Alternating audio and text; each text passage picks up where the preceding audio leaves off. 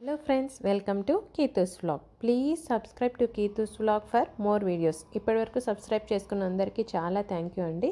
అలాగే మీరు నా వీడియోస్ని సబ్స్క్రైబ్ చేసి పక్కనే ఉన్న బెల్ ఐకాన్ ప్రెస్ చేయండి. సో నేను ఇంకొన్ని వీడియోస్ అప్లోడ్ చేసేదానికి ఈజీ అవుతుంది.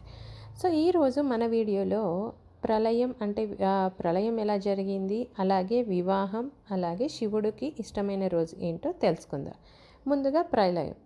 మహాప్రళయ కాలంలో సర్వలోకాలు సముద్ర నీరుతో నిండి ఉన్నప్పుడు పార్వతీదేవి మహాప్రళయ అనంతరం మళ్ళీ జీవులను జీవశక్తిని పెంపొందించే నిమిత్తం తన భర్త శివుడు ప్రార్థించారు అని మరో కథనంగా చెప్తారు.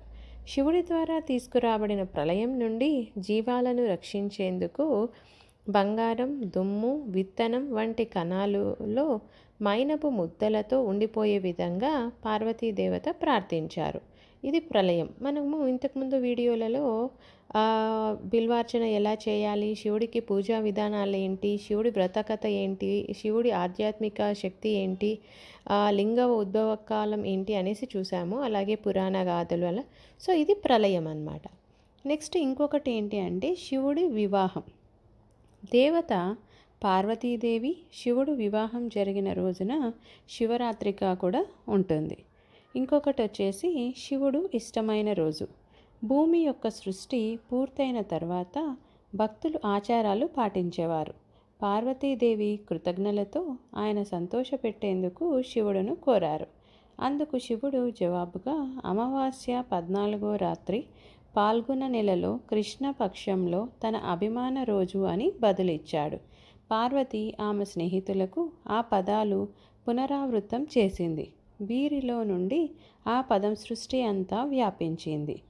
అమావాస్య 14వ రాత్రి పాల్గొన నెలలో కృష్ణపక్షంలో వస్తుంది. అది తన అభిమాన రోజు అంటే తనకు ఇష్టమైన రోజు అని బదులిచ్చాడు. అది పార్వతీదేవి వాళ్ళ స్నేహితులకు చెప్పగా ఇది అందరికీ సృష్టి అంతా వ్యాపించింది. మహాశివరాత్రి మహాత్మ్య వృత్తాంతం శివపురాణములో విద్వేశ్వర సంహితలో చెప్పబడింది. గంగా యమున సంగమ స్థానమైన ప్రయోగలో నేటి అలహాబాద్ ఋషులు సత్రయాగం చేస్తున్న సమయంలో రోమ మహర్షి అని పేరుగాంచిన సూత మహర్షి అక్కడకు వస్తాడు. అలా వచ్చిన సూత మహర్షికి ఆ ఋషులు నమస్కరించి సర్వోత్తమైన ఇతిహాస వృత్తాంతాన్ని చెప్పమనగా అతను తన గురువైన వేదవ్యాసుడు తనకు చెప్పిన గాథను వివరించడం ప్రారంభిస్తాడు. ఒకసారి పరాశర కుమారుడైన వ్యాస మహర్షి సరస్వతీ నదీ తీరమున ధ్యానం చేస్తూ ఉంటాడు. ఆ సమయంలో సూర్యుని వలె ప్రకాశించే విమానంలో సనత్కుమారుడు వెళ్తూ ఉంటాడు. దానిని గమనించిన వ్యాసుడు బ్రహ్మకుమారుడైన సనత్కుమారునకు నమస్కరించి ముక్తిని ప్రసాదించే గాథను తెలుపమంటాడు. అప్పుడు మందర పర్వతం మీద బ్రహ్మకుమారుడైన సనత్కుమారుడు తనకు నందికేశ్వరునికి మధ్య జరిగిన సంవాదాన్ని వ్యాసునికి చెప్పగా వ్యాసుడు సుతినికి చెప్పిన వృత్తాంతాన్ని సత్రయాగంలో ఋషులకు చెబుతాడు. సనత్కుమారుడు నందికేశ్వరుడిని శివుని సాకారమైన మూర్తిగా నిరాకారుడైన లింగంగా పూజించడానికి సంబంధించిన వృత్తాంతాన్ని చెప్పమంటాడు.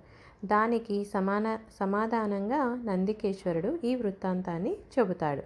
ఇది శివునికి ఇష్టమైన రోజు, శివుని వివాహం, అలాగే ప్రళయం. మరిన్ని వీడియోస్ మనం ఇంకొక వీడియోలో చూద్దాం. మీకు ఈ వీడియో నచ్చితే please like, share and subscribe to Keethu's vlog.